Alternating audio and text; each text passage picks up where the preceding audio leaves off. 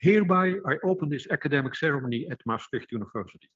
First of all, I welcome our candidate, Mr. Peter Cantillon, and he will defend his academic thesis, The Social Construction of Clinical Education, Being and Becoming in Clinical Teams.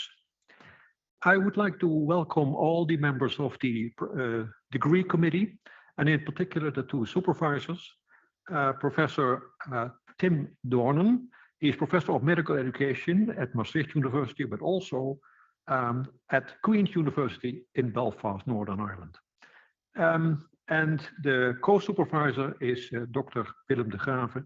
He is Senior Lecturer at the Department of Educational Development and Research, and he is also affiliated with the School of Health Professions Education in Maastricht at Maastricht University.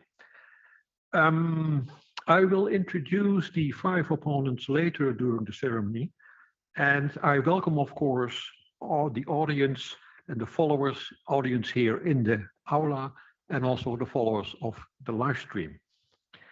Mr. Cantillon, may I ask you to give a summary of your thesis? Please go ahead. Thank you very much, Prorector, opponents, and everybody else. My promoters, of course. So may I start then by just telling you a couple of things. I think I should start by saying that I'm a general practitioner, but unusually for a general practitioner, I'm primarily interested in hospital-based clinical education, and particularly postgraduate training. Please speak directly into the microphone. Will do. Or bend it. Okay, is that better? Yes, thank you. Okay, good. I'm also a little bit hoarse, so forgive that. So I'm a faculty developer, so I'm really interested in developing teachers. And for years, I've tried to work on improving clinical education, but I haven't really been that successful. It's been very difficult to make beneficial change in clinical education. And it's that, among other things, that led me to do a program of research on the social construction of clinical education. And I use the word social very deliberately, because it's very tempting when you look at this image here. And by the way, all the images bar one in this presentation come from my ethnography. So they're real photographs of real people. But when you look at this, you see people walking down a corridor, some junior docs, maybe some consultants there. So it's tempting to think that learning is a very individual journey, and that each of these junior doctors is picking up information from their interactions with their seniors, from their interactions with patients, and indeed from their supervised experience. But if you look again at this image, you will see that the consultants are in the front wearing suits. There are middle-ranking junior doctors in the middle, and the intern is at the back. So who's talking to who here? And the intern is not talking to anyone. So this begs the question, how is knowledge being distributed in this group? And in fact, this pattern was seen everywhere all over the hospital, not just in ward rounds, but also at bedsides and so on. There are problems with how knowledge is indeed distributed in groups like this, which makes me think that actually it's a very social business, learning how to be a doctor. It is very much about how learning to be a doctor in the context of clinical teams. So I want to talk about that now. So just in terms of the structure of this, then I want to talk about 2 problems that led me to do this research. I'll talk about theoretical and conceptual lenses that I use to orientate the research. I'll talk about the research. I'll try to put it together as a synthesis, and I'll talk about its implications. So a key problem that all of us in faculty development struggle with when we think about clinical education is that it's very messy and haphazard. And indeed, often we think of it as very inefficient, but it's so intertwined with clinical practice, clinical service, that it's almost indistinguishable from it. Which means that when people like me create courses, workshops, opportunities for clinicians to come, they don't come, they're too busy. Or if they do come, what I teach them doesn't transfer well back into practice.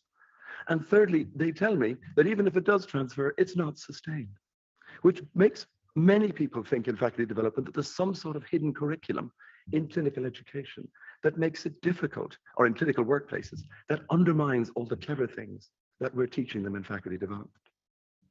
So this makes me think of a poem by Robert Frost, 2 roads diverging in a yellow wood, which is part of the Road Not Taken poem. And I'm wondering whether, as a faculty developer, I have for too many years been taking the road more traveled.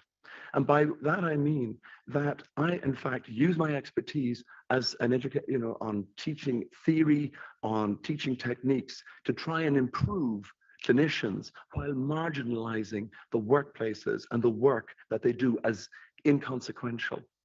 And that means that perhaps I and others are creating solutions to problems that we don't understand. And this may be the hidden curriculum we're talking about. So in order to think about social learning and hidden curriculums and so on, we need to use the tools that we would do in that area. Key in this is the thing of identity. So it is who we think we are, who other people treat us as, and it's a critical factor in determining how we act, how we dress, how we behave today, etc. All these are identity statements. But also, it is about context, like this hospital outpatients here and the hospital that it's in, the clinical teams that we participate in, and so on. And part of context, of course, are the cultures that we interact with, such as team culture, surgical culture, medical culture. And all of us work in hierarchies, in power distributions. And the issue of power is a very important consideration in how we teach and learn in clinical settings. But I also want you to think a little bit differently about learning. So it's not sitting in a room like this and simply picking up learning from the observations that are going on, like picking up that Costa coffee cup there. In fact, it's really learning as becoming a certain type of, clinician within the confines.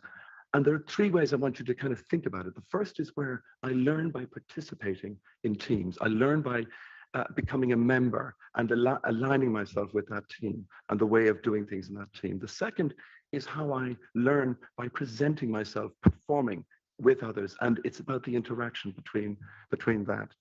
Thirdly, it's about dialogue, which is really about how I negotiate myself in relation to all of the suggestions that are coming at me in the way people talk and act in the cultural world around me.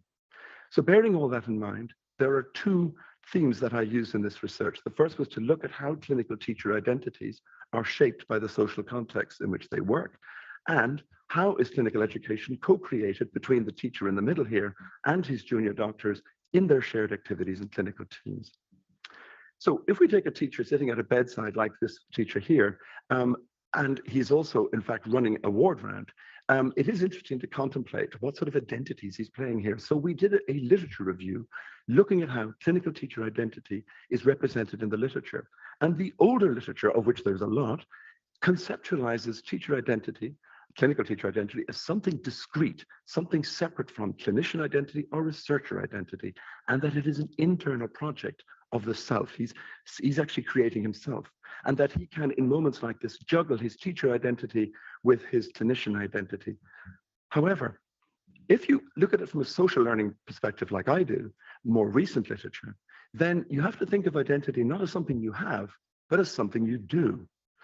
And this then makes identity a much more fluid thing, much more complex in many ways, and that it forms in relationships with other people and with settings. And it is therefore entirely contingent on how it is accepted, received within the settings where you are. So from a faculty development perspective, you can see that if you look at identity as individual, then it's easy to think about it's discrete. I can teach this, you could learn this. But if you look at it my way, which is that it's complex and social, then the best way you can do it is by facilitating it, enabling it, mentoring, that kind of thing, but you certainly won't be teaching it. Now, in the first study that we did, I asked 14 hospital doctors to tell me about how they became the clinicians that they are, surgeons and physicians and so on. The two environments that they stressed most of all was their participation in clinical teams like this one and the hospitals in the background here. And using Levin Wenger's community of practice theory, we were able to see that really the key driver of this was their need to be seen as legitimate and capable and credible within clinical teams and within hospitals. And to do this, they had to align themselves, their identities, their practices, with the way of doing things and thinking and talking in teams, and with the norms and policies that apply in hospitals. And these things had diminishing or increasing effects on them. And all of this was driven by their accountability to other and sense of investment in their membership of the team and in their membership of the hospital community. From a faculty development perspective, this means that basically becoming a teacher or becoming a clinician is very political. You're navigating your way through what I would call political landscapes. And here's an example of that. You could see some of the registrars were molding themselves in the likeness and image of their master because you had to. I think whoever is your main teacher, mentor, or trainer has a huge influence on how you act yourself. I suspect it would take a very strong person to counteract all the effects of that. So you can see how powerful effect it's having. So that is what we call self-report research. It's people saying, oh, this is how I am and this is what I do. But what about finding out what do I actually do? Well, the best way to do that is doing ethnography. And that is where I place myself for 3 months each in 4 different clinical teams, 2 surgical, 2 medical in 2 different hospitals. And I recorded just about everything that they did. And I want to just tell you 2 little stories from the ethnography, which might illustrate something. The first is this story here, where a resident on the left is presenting to his consultant on the right a case of a woman with poorly controlled asthma just down the corridor. And he's got this really interesting theory about why our asthma is poorly controlled. It has to do with turf. I won't go into that now. But in essence, that it's kind of slightly wacky, but you can see he's selling this idea to the consultant. But in that moment, he is also selling himself as a capable and competent physician. And we are helping him in that because we're not interrupting him, just like you're not interrupting me now.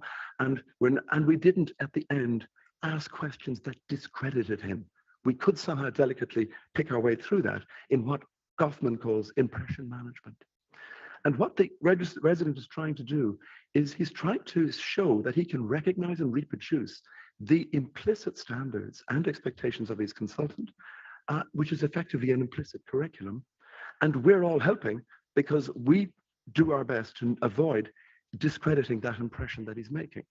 But you can see that if that is the case, and it is, I have to say, a lot in hospital medicine, this is a way of teaching which is going to stay the same all the time. There's no room for change in here. But also, there's a lot of missed opportunities for teaching and learning in this story. Moving on to this story.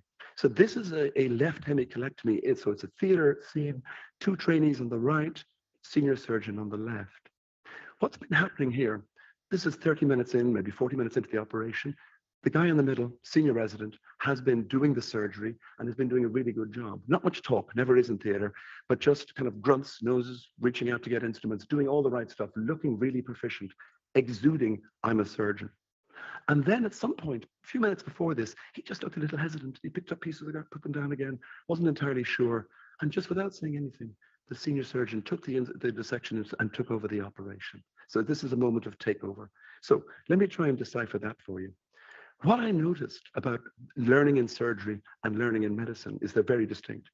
In medicine and surgery, they have very distinct ways of thinking, seeing, talking, and acting, which leads to very different ways of teaching, such as coaching, mainly coaching in surgery, mainly modeling, where physicians demonstrate their thinking in medicine. And this is determined, I think, very much by the core practices and the cultural objects that apply in medicine and surgery. So the core practice would be surgical correction of, say, a cancer here, and the cultural object is the patient's body. And because this is a very open and obvious kind of out there sort of business, it lends itself to coaching. So, but becoming is quite interesting. So how do you become in a team like this? Well, you do it by looking like and talking like and doing the sort of things you expect of a surgeon. But also you are positioned by your own hesitancy, but also by the way the senior surgeon intervened as being, yes, you're doing really well, but you're not quite there yet. I need to take over. So these messages are going on all the time. So the code of this is that teaching and learning in medicine and surgery are really strongly shaped by specialty subculture.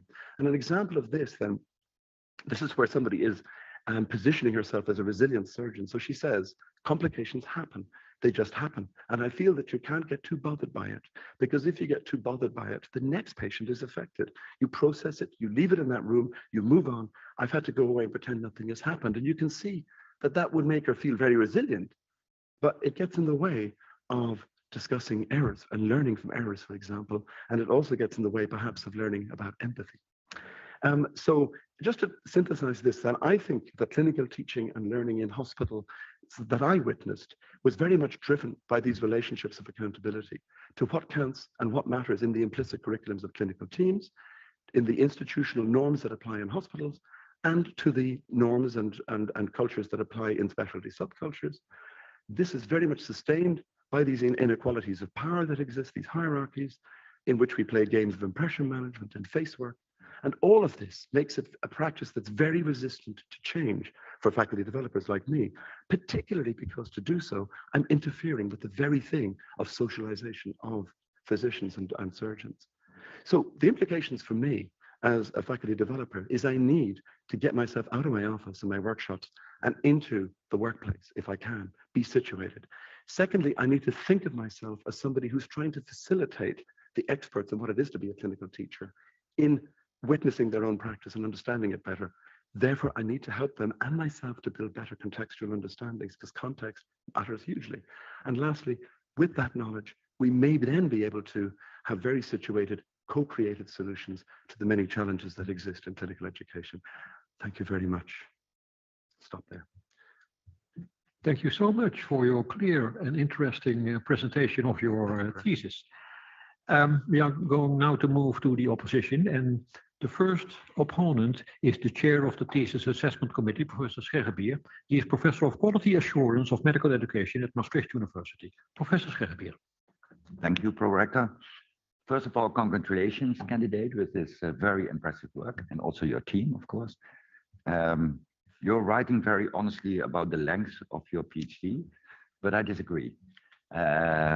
Because I see the start of your PhD when you start with Professor Dorn and Dr. de Graaf. So then it's short, 6.5 years beside a job, that's okay. So I don't think it's a very special long period. At least you can feel it, but I looked at facts. Then I want to go to the impact of your thesis. And one special thing that you mentioned is the difference between specialties. And in many courses, we have a tendency to mix specialties. Is my conclusion right that we should stop doing that? Thank you very much indeed for your question, highly esteemed opponent, Scherrebier. I think that I am beginning to get the impression that we need to regard the specialty subcultures in hospital settings as unique cultures in their own right, and with their own ways of teaching, learning, being, acting, etc. And I run, for example, a master's program in clinical education in Ireland, and I sort of do it like a one-size-fits-all. And I'm now beginning to think that I need to customize, but also, and in fact, we're changing at the moment, I'm doing so in negotiation with those very clinicians that we're talking about. I need to bring them very much as co-players. That's what one of the things I've learned, yeah. Okay, that sounds very good. You mentioned the word socialization, and I think more than 20 years ago, when we talked about at least postgraduate education, we mentioned that a socialization period to a discipline. We didn't thought further, at least I didn't thought further. So is there a danger if we intervene there too much, or should we intervene? Because becoming a surgeon is more than learning practical things, it's also behaving like a surgeon and so on, what you mentioned in your observations. Is there a danger for young people when we intervene in that process? Again, thank you for your question, Professor Scherrebier. I think that what you're picking at there is really important, because I mentioned at the end of the presentation how important the socialization process is, and how, I didn't say how long it's been there, hundreds of years. Mm-hmm. And therefore one must tread carefully here. Mm-hmm. Also, I think I'm trying to say how strongly linked and wedded people are to these forms of socialization, even though they don't even notice that they're doing them. Mm-hmm. What I'm hoping to do is to help people to look at these socialization rituals, processes, objects, and through that to become aware of how certain aspects of it may actually be interfering with the very thing that they're trying to achieve, which is to have surgeons who are growing up to be strong individual surgeons who can work well with other people, but also that have a good, strong sense of themselves. And also, I suppose, are, one hopes, even better teachers than their own teachers. So for me, socialization is critical, obviously. It's a critical part of clinical education. But I think it's fair to try and do it, to try and help people to become more aware of it, but only in collaboration with them. very much so. I would always do it in shared models, and I've made some suggestions in the thesis about how that might be done. Then you write that clinical education and healthcare is very integrated. It's Yes. does that mean that in fact, if we want to change things in programs, we are not only talking about teaching, we are also talking about changes in healthcare, we are talking about changes in behavior. So you need a systematic approach. Yes. Don't isolate isolation. Is that right? Yes, thank you, Professor. I think, yes, I think I am saying something fairly radical here, which is that if we really want to make change in clinical education, we may also need concomitantly to be thinking about making changes to clinical practice. Yes. So for instance, I mean, just a small example we were discussing today is whether people take coffee breaks or not. And Professor Steinert listening will know how important I think coffee breaks are.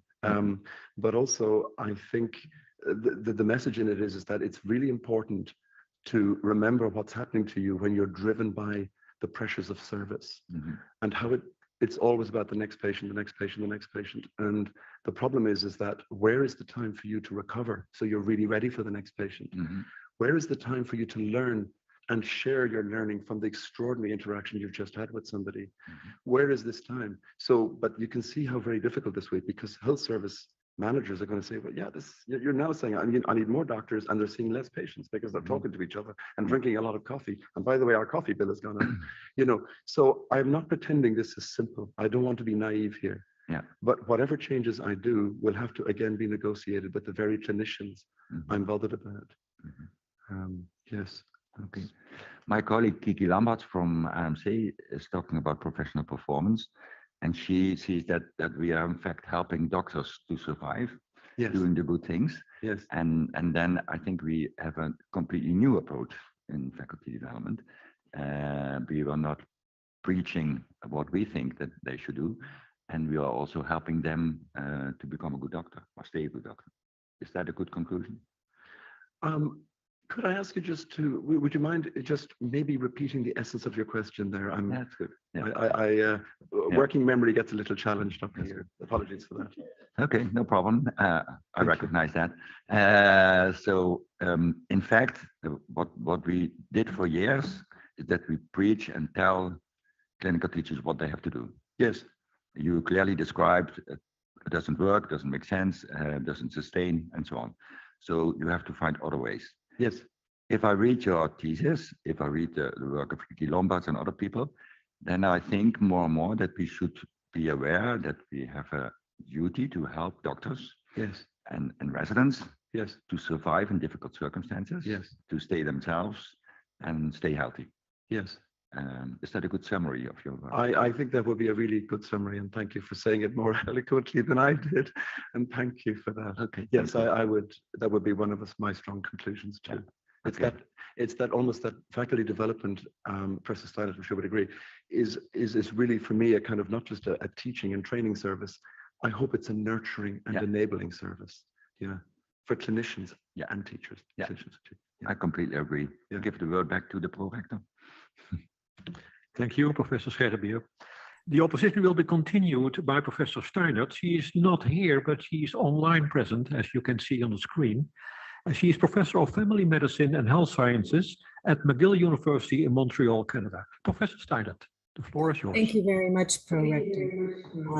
And thank you all. I have to say that I feel very honored to be part of today's PhD defense, and I only wish that I was there in Holland to celebrate this special occasion with all of you.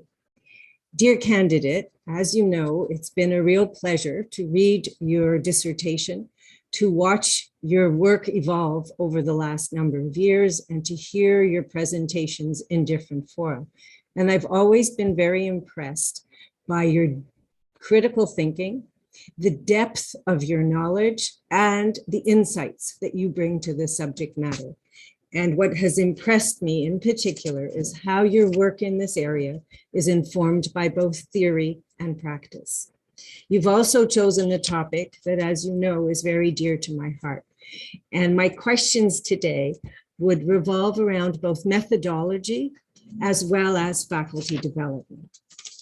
And my first question I would like to ask you is, I have been very impressed by the wide array of methodologies and conceptual frameworks that you have used. Your work in ethnography, using interviews, using videos, using observation, and even a scoping review on the other side, and a variety of different frameworks. I'd be interested to know, which of these methodologies did you find most rewarding and most challenging? And which conceptual frameworks might you want to use moving forward as you continue your work in this area? Highly esteemed opponent, thank you very much for your question and for your lovely comments that preceded it. I think the eye-opening methodology, shall we say, or practice was the ethnography. So, and to be permitted, to be enabled to observe on roughly 2 days a week for 3 months each, 4 different clinical teams was a huge honor.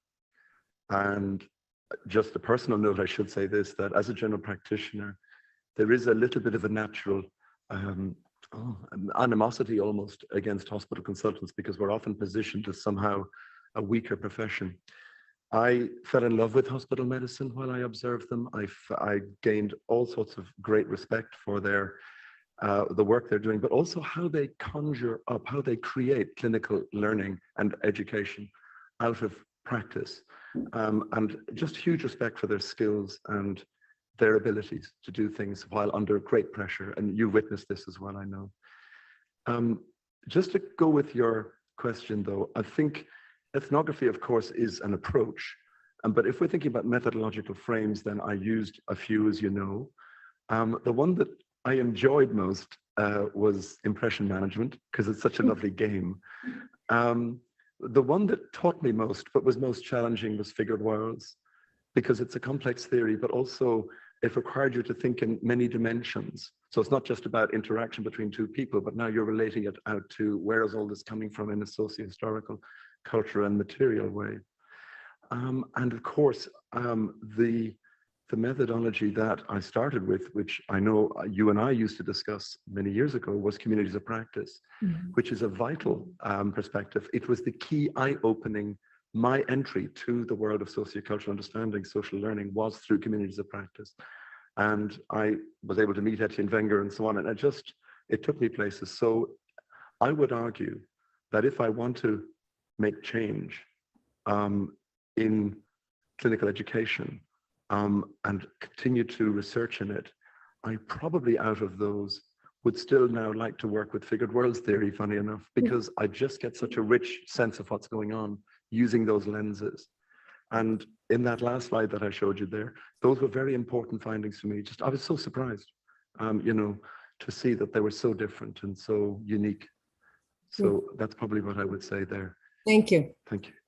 And that's very interesting to also help advance the field of faculty development forward as we go. In your thesis, you state that faculty development has been positioned as an improvement process, and that inadvertently, this may have reduced its sensitivity to the cultural specificity of educational practice in clinical workplaces. I was quite intrigued by that comment and would be interested in what led you to think of it as individualistic as you put forward, and how would you like to change that, or where do you see its limitation? Again, thank you very much for your question, Professor Steinert. I think, yes, that's quite a strong statement, and I agree with that. And as a faculty developer, I felt it was quite pointed at me to some extent, as well as everybody else. I think my feeling about, for instance, the individualistic or cognitive and reflective practice nature of faculty development practice was, I think, it came to me in a few different ways. The first was just the literature is largely dominated by those perspectives, by the individualist or individual, not individualist, cognitive and reflective practice perspectives, rather than social learning or socio-material perspectives. It just is, and that was evident, obviously, in my study looking at identity, but also in my wider trawl through the literature. I know that also in your book, there were, which is a wonderful read, by the way, anybody should get it, but it's emphasized in there by John Spencer, by Drs. O'Sullivan and Irby, that there are deficits in the scholarship in faculty development, and they point particularly at the part played by social context in becoming teachers and sustaining teaching as a practice. So from those sources, and I suppose others, my own experience, I developed a sense that maybe we were a little bit, yes, we were kind of going for what seemed logical in that learning is lodged within the individual, and that I, as a faculty developer, have within my head a sort of curriculum of how we're going to help you to do what you're going to do. And lastly, I just want to say something, and I know I was a little bit critical as well about some recent work by, indeed, Drs. O'Sullivan and Irby, in which they did a workshop in which they actually take people's identities and actively discuss them in a workshop, which is such a good idea. And I'm being critical of it, and you think, oh, why am I doing that? And the reason is because I think it's really hard to get a sense of your identity in a room where you've left behind your context, your workplace context, your tools of the trade, the notes that you use, all of that, and you're talking about it in interaction with other people. I think it's hard to get to your social identity, the one that I talk about, unless we're doing it somehow by looking at samples of your practice. So literally, and I know they brought narratives and things in, but I would be bringing video in. I would be bringing the tools of the trade in and saying, what about this? What about that? So I appreciate that it does seem a rather pointed comment. So the question that really, not for now, is really, do we know what's happening, and is the problem in what the practice is or in what's being published? And that's something that I think those of us involved in faculty development need to look at very carefully. I'd like to just come to my last question briefly, in that you talk about 3 big content areas, and you talk today about teacher identity and faculty development and clinical education. You situated your work in postgraduate medical education. And I just wonder if you can highlight for me and for everyone the link that you see with how situated faculty development will enhance postgraduate medical education by going through teacher identity and clinical education. Well, Professor Steinert, great question. Thank you. A ball has been bowled across the Atlantic. Thank you. I think, so what I would say to that is that the important learning for me was, when I think about faculty development for, to try and support postgraduate medical education, is that certainly globally, postgraduate medical education has to some extent been taken over by a new technology, competency-based medical education. And it is therefore now very much more under scrutiny. And there are indeed efforts to kind of organize this disorganized thing, the socialization of doctors, into a sort of, time-limited model, in which there are very defined competencies and so on. But rather than be critical of CBME, as it's called, I think we need to work with it. There's a very strong push towards it. I'm not going to stand back and say, well, maybe you're wrong. Rather, I think the right thing to do is to think, okay, so how can I help clinicians who are now being expected to do quite a bit more under CBME than they were doing in the more traditional apprenticeships? How can I help them to navigate that task better than they're doing it at the moment? So of course, I could just simply break the task down and say, oh, well, it's this, it's this, it's this. It's about doing workplace-based assessment. It's about writing, good supervisory work. It's about being able to read portfolios and interpret them. I think it's way more than that. Because I know that Professor Morris, for instance, really emphasizes the role of the teacher, the clinician, as somebody who can see what's going on in the workplace far better than the learners can, and therefore can help them to get the best opportunities from that, those that, that they're there. It's almost like they can see the entire, sweet shop, and therefore they can reach and help to guide people in the sweet shop. And I would be supportive of that, except for one thing, which is that clinician or those clinicians are so embedded in those practices that it's actually really hard for them to witness those sweets on the shelves, actually, and very hard for them to see those opportunities arising. So I could see a wonderful role for faculty development in helping people to become much more self-aware, much more in the moment, mindful, shall we say, of opportunities, of cultural behaviors and so on. And there are lots of ways we could do this. I'm not going to get into them now, but there are ways we can do this in which we might give people practices that actually think, yes, maybe I can decipher my own world, my own practice, so that I can become a better supporter of learning in postgraduate courses such as CBME programs. Thank you very much. I think our time is up, so I thank you very much and congratulate you once again on coming to this day. Thank you. Thank you very much, Professor Steinert. Thank you. Thank you, Professor Steinert. The next opponent is Professor Morris. She is Professor of Medical Education and affiliated with the Queen Mary University of London and Cambridge University in the United Kingdom. The floor is yours. Thank you very much indeed. Dear candidate, you have anticipated one of my questions with your critique of the extent to which clinical teachers are able to kind of make visible to themselves, let alone others, the learning in the workplace. So we start in a good place. There are many things I loved about your thesis, not least I recognize a fellow geek. I don't know what the Dutch is for geek, but a fellow geek when it comes to learning theory.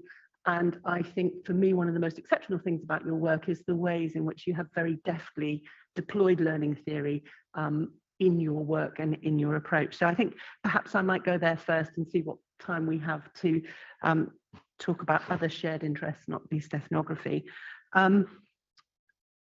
You said earlier in your presentation, it's really tempting to think about learning as being individual. And that chimes with me with Roger Saljo, who often talks about the unit of analysis in research being a scholarly creation and something that allows us to expand our gaze beyond the individual. And very early on in your thesis, you have a lovely table that gives an overview of the PhD, and there's a line that talks about your theoretical frameworks. So here's an invitation to be a bit geeky for a moment and talk to me about those different theories in terms of what they have in common, but what makes them distinct? What was it specifically to, whether it's communities of practice or dramaturgy or figured worlds, what is it they allowed you to see that you might otherwise have not seen, do you think? Thank you, very esteemed opponent, for your wonderful question. Yes, I think, well, we're talking about, yes, three theories in particular, shall we say, communities of practice, dramaturgy, and figured worlds. If we can say, first of all, I didn't have them all sitting on the table day one. They weren't all there. My understanding of the whole field emerged as it does when you're going through the PhD process with obviously excellent supervision. I think for me, communities of practice theory is very much about trying to understand how people learn and how they develop and how they become in the company of others, but within sort of social bounds, within a team, or some people extend it to institutions, so I think that's a little large for community of practice. And how they do so in relation to that sort of shared enterprise, mutual engagement, and so on, you know, that shared repertoire.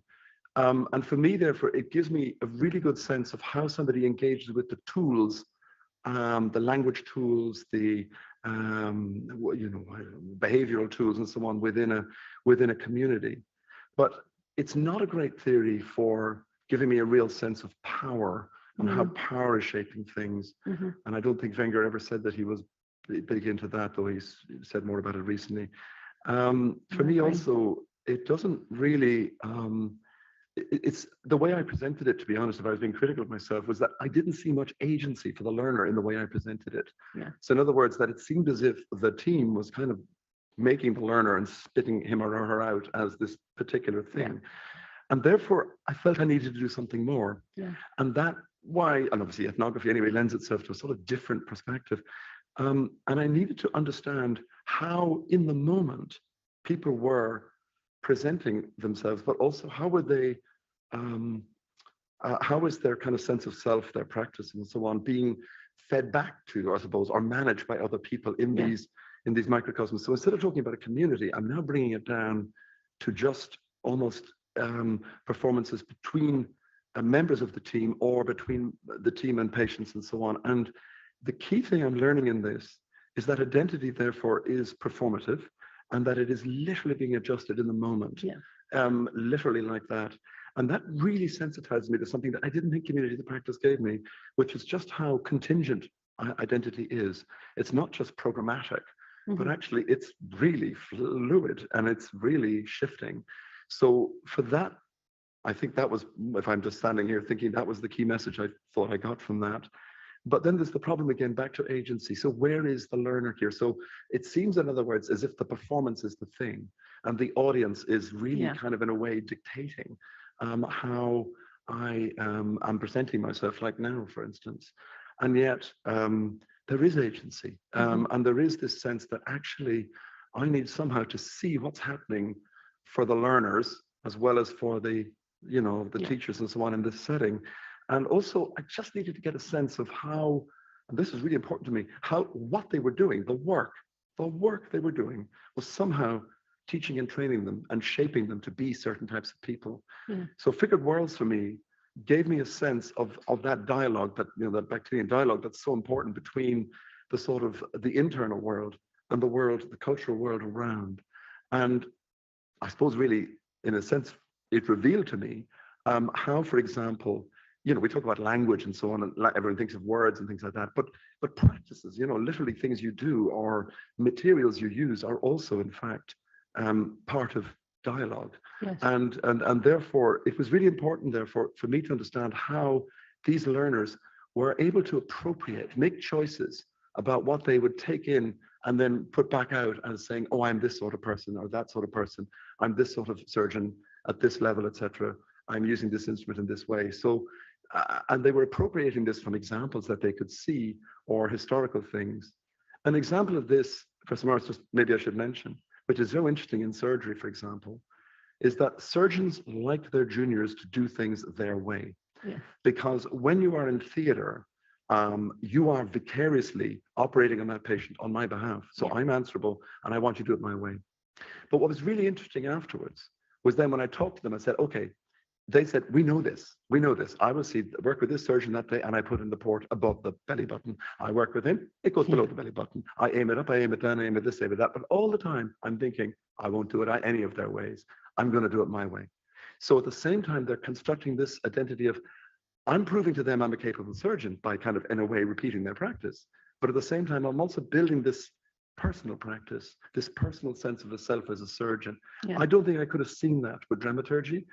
I don't think I could have seen it in communities of practice. So these lenses all help me to understand these practices in different and I think complementary ways. I would agree. I'm a little bit tempted to say, so what next? The doctoral program has to come to an end, but if you did want to go back to that understanding at the level of the institution, where might you go? But I'm going to leave that as a moot point because I want to talk to you about the ethnography. So I did observation of medical student learning and clinical placements on during my doctoral journey, and got so kind of fascinated by that and social cultural theories that towards the end of my career, I'm now a student of social cultural anthropology at Durham for my sins, and learning about ethnography from anthropologists. And I'm also learning about how they work with culture. And there are different ways in which you have a position. In fact, there's a whole series of work about how you write for and against culture and whether you can study culture indeed. But I came across kind of three ways or three readings of how you work with culture in your ethnographic work and your Making Strange. And one is that you're kind of reading the culture, that somehow it is possible to read somebody else's culture. A second position is that you're kind of interpreting culture. But the third that has made me sit up and think was actually you're inventing culture in those interactions, including your own. So a bit of a left field question is that you fell in love with hospital medicine and those kind of social cultural practices of teaching. But if you take a step back, how has that helped you invent or indeed reinvent your own culture when it comes to understanding education in general practice? You may give a short answer, please. Short answer. Short answer. Thank Sorry. you. No, Vice President.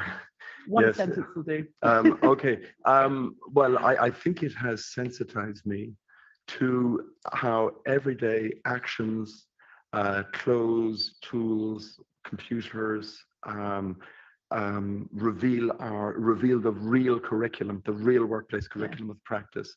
And so it's that sensitization more than anything. And I mean, people are at me to say, you really should be doing this in general practice. I look forward to that. Yeah. I shall hand the word back Thank to you. the president. Thank you very much, Professor Morris. The next opponent is Professor Theunissen. He is Professor of Workplace Learning in Healthcare at Maastricht University. Professor Theunissen. Thank you, Pro-Rector.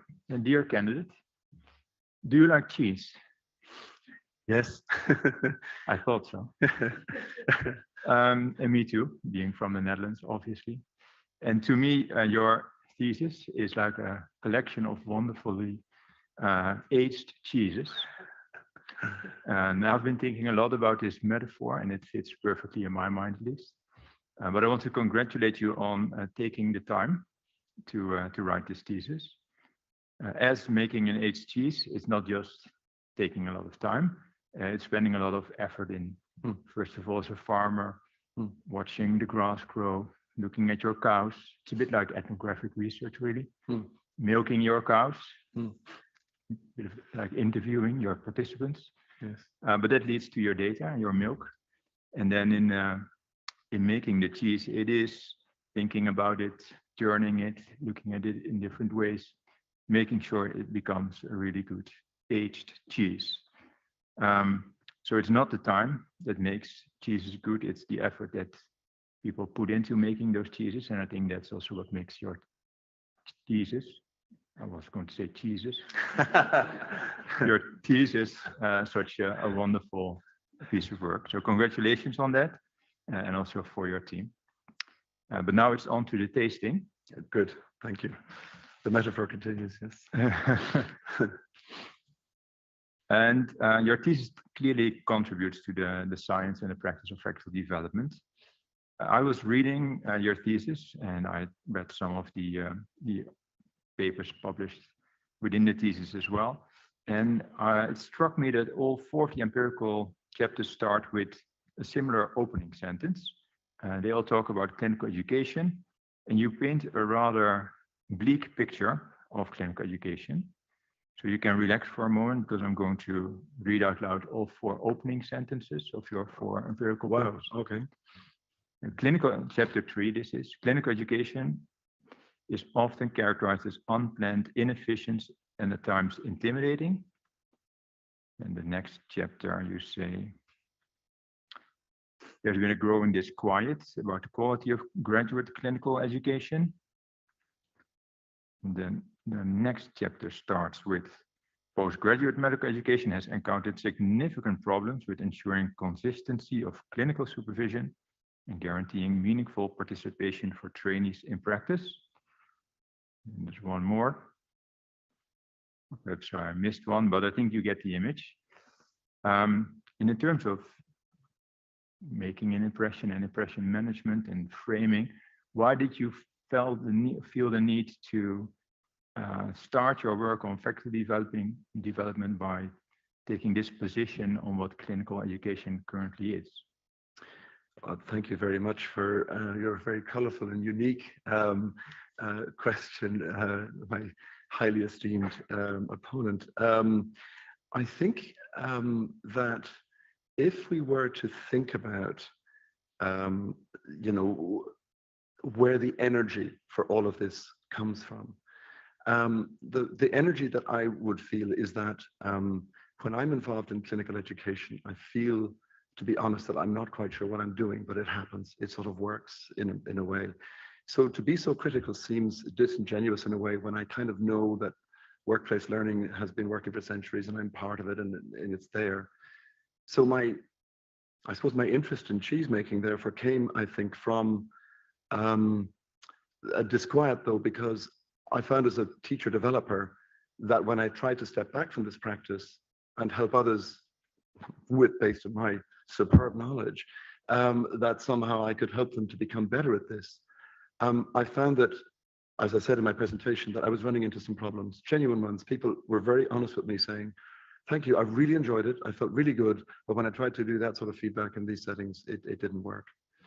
And I was also aware of a literature that was increasingly critical, I have to say, of clinical education. And I felt that the CBME movement was in many ways driven partly by very good people who work in education, but also by governments and regulatory bodies who said, tidy this up, make it predictable, make it possible that we can put people off the conveyor belt at the end who are all capable, safe, proficient, all of those things. How can we guarantee that if you're all over the place and you're just allowing it just to happen in your messy way?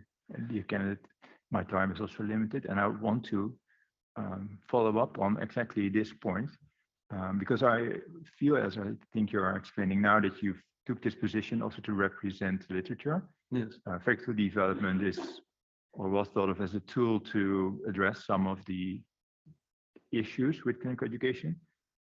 You've painted a much more complex, nuanced social picture of what education in practice is and what faculty development could mean. Yes. Earlier, in response to one of the questions, you said that CBME is indeed the current way of thinking and that we might as well go along with it. With this more nuanced idea in this other direction for faculty development, do you think it also needs a reorientation to the characterization of clinical education? In other ways, is the old model and the current CBME model perhaps creating additional problems for the type of faculty development that you are trying to propagate? Thank you very much for that question, Professor Tönnis. And I think, I hope I'm getting you correctly here, is I think what you're saying is that if the world is changing and I'm sort of lying down in front of it saying CBME is like this great tidal wave sweeping over the world, I could spend my time pushing back against it, writing angry articles, doing my level best to change the world. But maybe they're right. Maybe we need to tidy things up. So what if, in fact, that is the case? Then yes, I think faculty development also needs to change, because I think perhaps the way that I learned the trade of faculty development was one in which I situated the expertise in me. I held the curriculum, I brought it into the room, and then the people who consulted me brought their examples. I applied their examples to my theory, and everybody ended up leaving happy, and they wrote me very nice, evaluations and things. Yeah, but then I ran into the problem of lack of, transfer and sustainability. So what I'm wondering is that we may need, therefore, whole new approaches and possibly even different identities as faculty developers when we see ourselves as enabling others to navigate the complex worlds that they navigate, whilst never thinking that we have the inner eye on how that world works, but in fact give people the tools to understand that world in a different and enabling way, so they can join in the effort to become better at teaching and learning and so on. So that's kind of how I see it. Thank you very much. Yeah. Okay. I agree with your viewpoints. Well, thanks. Thank you. Thank you, Professor Teunissen. The opposition will be continued by Dr. Robertson. She is a senior lecturer at the Department of Educational Research and Development and also affiliated with the School of Health Professions Education at Maastricht University. Dr. Robertson.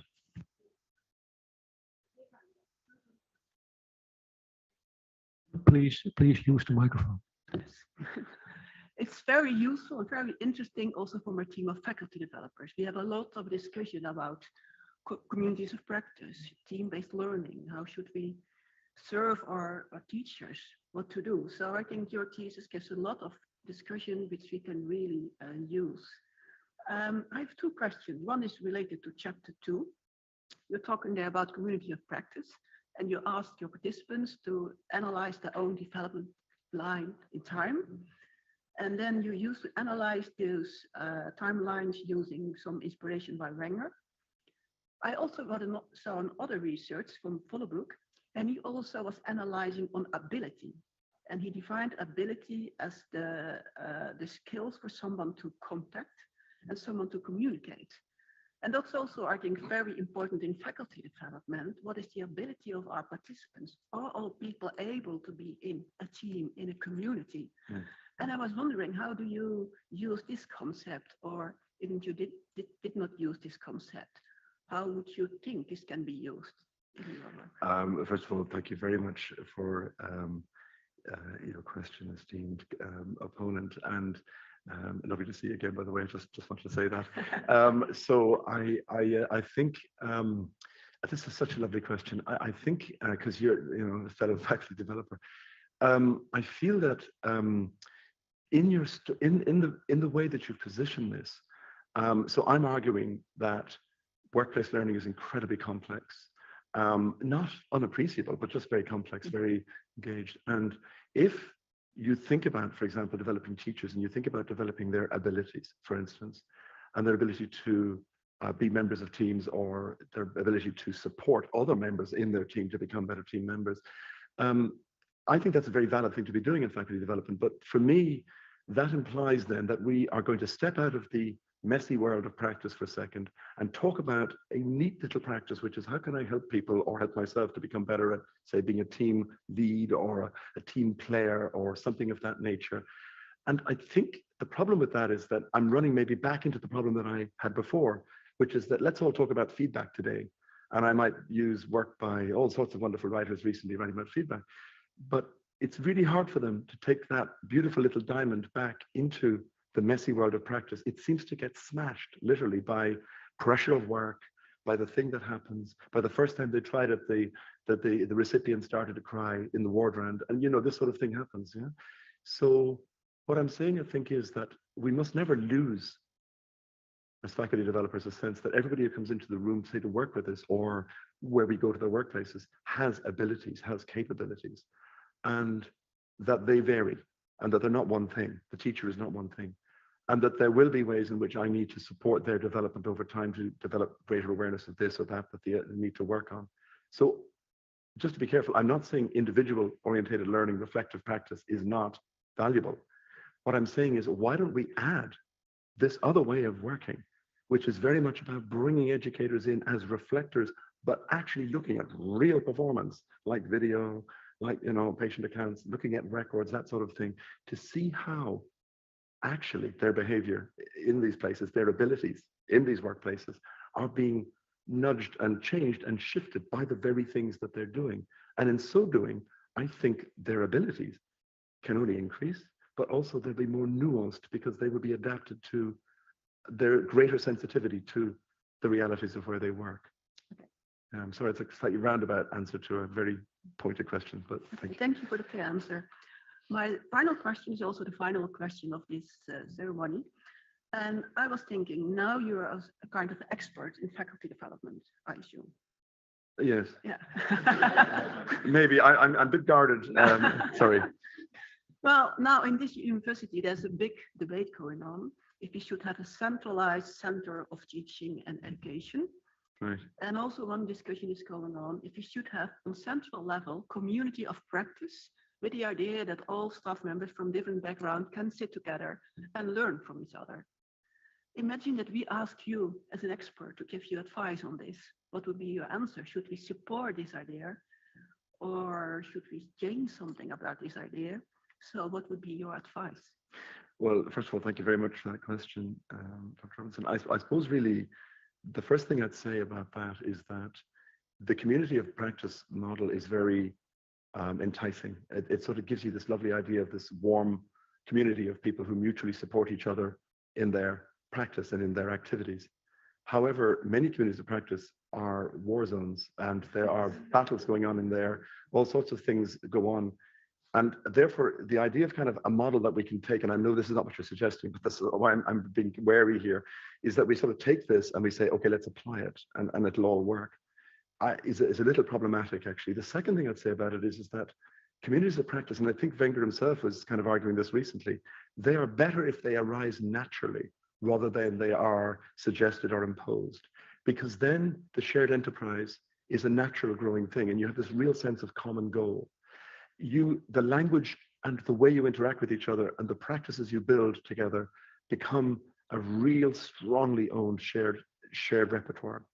And I think the way that you engage with each other, like whether it's informally, formally, coffee meetings, whatever, online, will kind of arise more naturally from that. But also, and I know Professor Steinert's interested in this, which is the idea of having communities of practice in workplaces, is certainly one that I would be very supportive of. But again, all you can maybe do is show people that it's possible, but they need to let it grow, but in its own way. It may grow this way, it may grow that way, etc. So what I am supportive of, and I know that I'm thinking about the same thing in our institution, and some people, if they're listening to me online, might be a bit shocked to hear that, but I am thinking about the idea of also establishing a community, a mutually supportive community of people who are involved in supporting the development as teachers of others. Yes, I really think that's important, but that it's a very open, honest, and humble practice, and that we see ourselves, I would argue, as serving other people.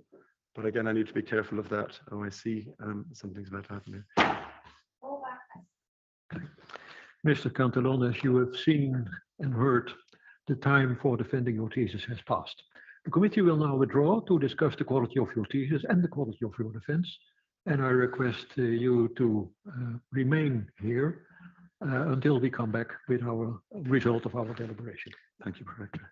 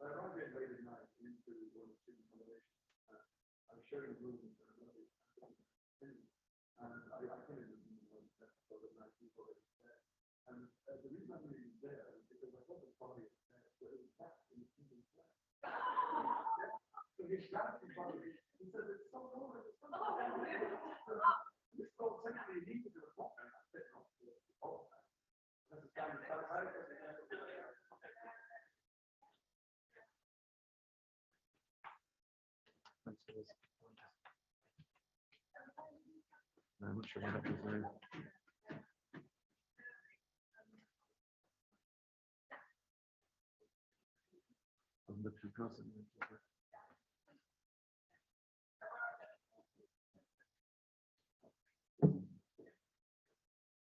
Correction.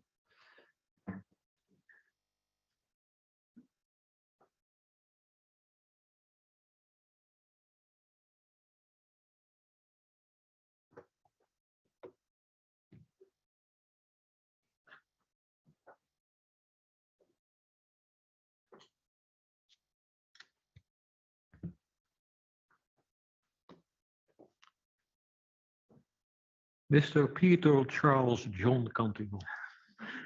The degree committee here present and also online has assessed the quality of your thesis and the quality of your defense. And in view of its positive verdict and taking into account your previous qualifications, the degree committee has decided to grant you the degree of doctor. Professor Dorner is authorized to confer upon you this academic distinction in accordance with Dutch university custom and law. And I invite your supervisor now to take the floor. Professor Dorner.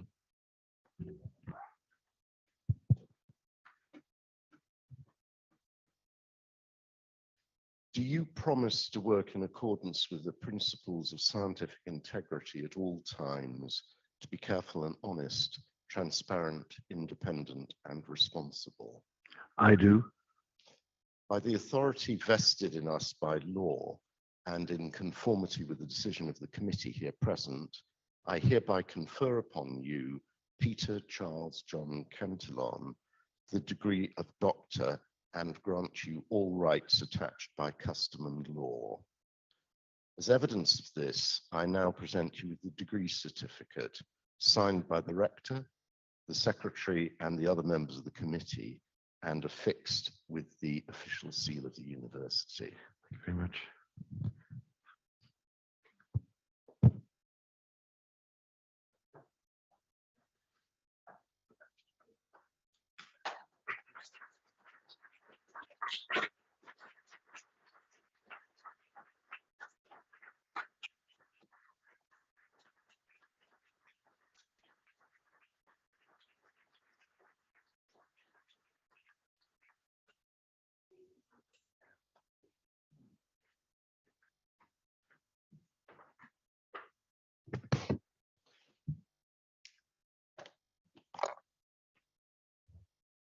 Highly esteemed Mr. Cantillon, now Dr. Cantillon, I'd like to start by reading proposition number 8. Excuse me. Apologies. I'd like to start by reading proposition number 8, which says, given the contextual and situated nature of most clinical education, there is a need for a faculty development to engage in a situated scholarship of clinical education in collaboration with the people who work in those settings, i.e. the clinicians. That proposition for me encapsulates the extraordinary wisdom of your thesis, which locates clinical medical education, I feel, in a place where it has not been located before. And I don't think it would be too strong to describe your work as seminal. You've shied away from simplistic notions of becoming and being a doctor, and you've embraced the complexity of context. And I felt that your response to Professor Schepier's question really carried that forward and was very enriching for us all to hear. To do that, you conducted intensive field work, which would have made a full-time PhD student with no other responsibilities shudder. You met Etienne Wenger personally, so when you talk about communities of practice and planes of accountability, that has emerged not just from thinking about or reading what other people have said about his work, but from dialogue with a world-leading theorist. And you then demonstrated the relevance of his ideas by taking them to an area of practice which he would hold as very important.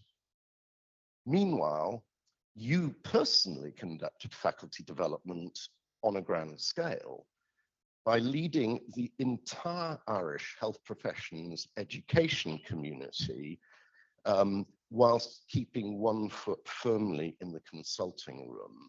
And I suppose that there's really only Peter and I who know the Irish context, but you have led a health professions education network, which I think would be the envy of any country, inclusive, energetic, scholarly, practical, and that is one demonstration of your impact, Peter. Now, I should say that I first met you and Joe when the InMed conversation was in Galway, and it's imprinted on my mind because there was, I think, rather heavy traffic in Galway that morning. Do you remember that? Mm. And so at 9 o'clock when the conference was due to begin, there were very few people there. Yeah. And you filibustered for about 30 minutes with your warmth, humor, personality, and eventually when there were enough people there, then the conference began. And that is a lovely side which we've all experienced. But I suppose what I've experienced during the journey together is something of such great depth, of which that is a surface manifestation. And the hard work you've done, the intellect, and I think the huge respect that you showed towards Willem and I in the way you prepared for meetings, listened attentive. You were always so respectful to what we had to say, and that was a huge privilege to me. Now, you will, of course, know this hackneyed saying that behind every great man is a very surprised woman. But actually, there are 4 great women in your life here today. And I think that they're unsurprised, actually, because they know you're a class act. And they're used to you doing the impossible. So I so much wish I could make eye contact with your mother, who is present, but you did well. He's a good lad, you did really well. Joe, we've only begun to get to know one another. You are a clinician yourself. And I know that you've been huge support to Peter. And Juliet is a third-year medical student in University College Cork, correct? And Cleona has just finished her qualifying exams in physiotherapy. So it seems like your influence spreads far and wide.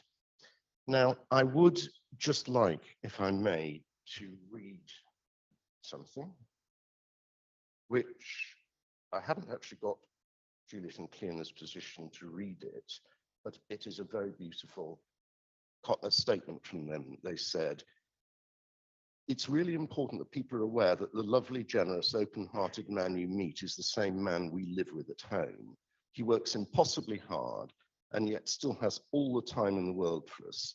In spite of what he said at the end of his PhD, he never missed any important life events, as he has always put us first. After a 12-hour day at work, he's up for helping with assignments where he, excuse me, a bit of a message there, where he used to take us practicing hurling in the ball alley and read us Harry Potter for bed. He now helps us with college assignments until the small hours and discusses possible research projects for us. That's the kind of man he is. He has an abundance of energy and kindness. Dad always endeavors to have fun. And it finishes by saying that he'd tell stories on long walks And our personal favorite was the Vigilante Teletubby series, where Dipsy, Tinky, Winky, Lala, and Poe were running a drug cartel out of Colombia. So the beautiful jocular personality that we all enjoy so much has such depth, but also projects so effectively on the others around you. So it's customary at this stage to ask what next. Peter Cantillon's nonchalant reply to this question is that he will be riding the course of one stage of the Tour de France for a little light relief after his PhD is completed. I think that my final comment, and I'm speaking here on behalf of Willem, I hope he doesn't mind, but you've shown us how faculty development, teaching, and clinical practice are bidirectional processes, and you're always in there at the point where it matters to other people.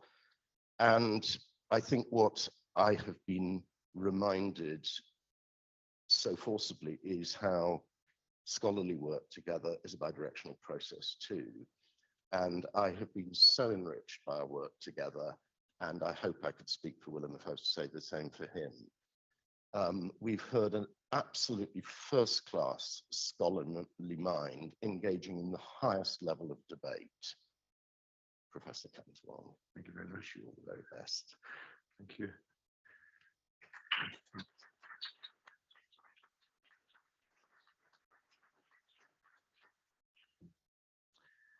Esteemed Dr. Cantillon, dear Peter, it's my great pleasure to congratulate you with your doctorate and the honor that you have acquired. And I do that also on behalf of the Board of Deans of Maastricht University. And I hope you allow me to share some impressions of the committee with you. We have seen and read a very strong thesis with different methodologies, which were not easy. And we have also seen that it is a complex field of research, and you have shown a critical approach, and also that was a little bit unusual. Your defense was strong, and to say it in a few keywords, excellent, reflective, elegant, and you think of alternative practices and alternative possibilities and a future perspective also.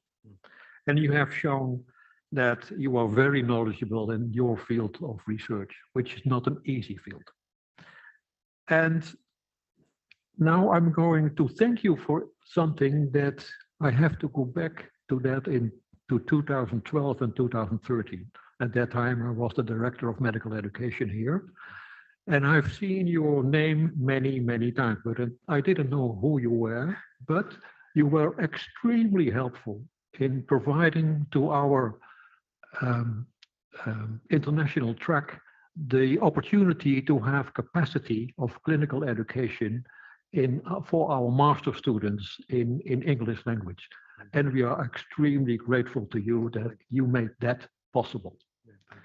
I would like to include in my congratulations also your wife and your daughters who are functioning as paranymphs, and your mother who can online see us, I hope. Yes. So I congratulate all the members of your family, but also all the people that have contributed to your studies and made it possible to study this, to publish it in good journals, and to, well, we have seen that also in the form of an excellent thesis and of an excellent defense. And I would like to give the opportunity to, before I end this academic ceremony, I would like to ask Professor Steinert to congratulate you. Thank you very much, Pro-Rector. And now I'm allowed to say, dear Peter, not just dear candidate. Hearty congratulations. And as I mentioned at the outset, it's really a privilege to participate today and to have really watched your career evolve over 15 years. What continues to impress me is your rigor, your depth, and your combination of theory and practice. But you've heard all that. What I wanted to bring up in the last few minutes is I recently found an email that you wrote to me in December 2007, confirming the sabbatical plans. And I found it really just a few weeks ago before your defense. And in it you wrote, I would like to learn about your approaches to developing novice and more advanced teachers. I'm interested to see how you and your team support the development of clinical teachers. Isn't that amazing? That was in 2007. You then continued to say, you'd like to learn about different approaches to teacher development by observation and immersing yourself in our world. So for me, what has been fascinating is an email I received before I ever met you in person, really highlighted the areas that you have focused on and continue to develop.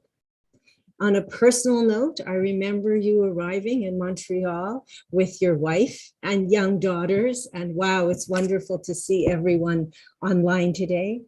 I recall very much your first foray into Lady Meredith House with a pile of library books. We didn't know how you were even going to walk up the stairs. And I remember very carefully how you wanted to change the culture of McGill. You mentioned in your talk the importance of coffee breaks. For those in the room, Peter tried to take us all to coffee breaks and make it part of our ritual. Sadly, Peter, we still haven't changed. I could go on and share my memories of an incredible sabbatical, talk about all that you've accomplished. But most importantly, I want to send you my heartfelt congratulations from Canada to you, your family, to your supervisors who have done an incredible job working with you, and look forward to celebrating together in person, be it in Canada, in Ireland, or at an AMI meeting. And as we always say in Quebec, chapeau, and very well done. Thank you. Thank you so much.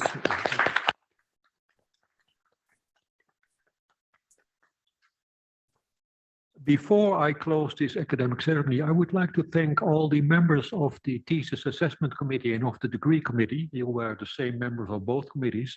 Thank you very much for your input, in particular the external members. And we appreciate your contributions and your input for both committees. So thank you very, very much, also on behalf of Maastricht University. And before I really close the session, I would like to announce that we will take a picture here of you as the young doctor.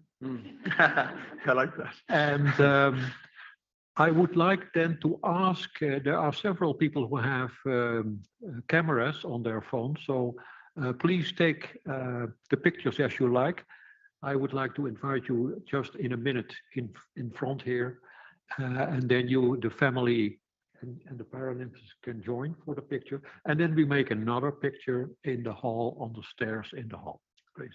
Okay, thank you. And now it's really time to close this academic ceremony.